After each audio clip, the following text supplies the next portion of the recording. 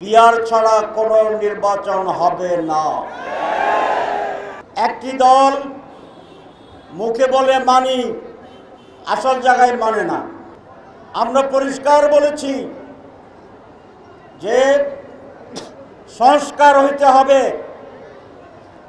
Doctor ইউনূসের ওয়াদা, সংস্কার করেই নির্বাচন।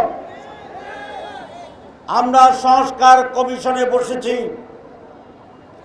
একটি দল মুখে বলে মানি, আসল জায়গায় মানে না। তারা বলছে যে আমরা আইনের আরেকটু কথা বলি, ইমানের কয় ধাপ? 3 ধাপ।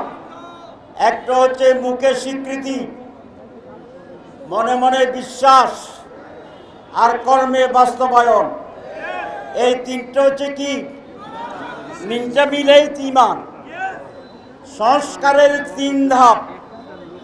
এক হচ্ছে সংস্কারে একমত হওয়া, 2 এটাকে আইনি ভিত্তি দেওয়া, 3 নম্বর এই সংস্কার বাস্তবায়ন করা। ওনারা দেখলাম নিউজে যে সব মানে, তো ওনারা প্রথম ধাপ মানে যে একমত হয়েছি, দ্বিতীয় ধাপ মানে না, এটার আইনি ভিত্তি দেবে, এটা মানে না। কি বলে যে আমরা ওয়াদা করব, ক্ষমতা গেলে এগুলা করব।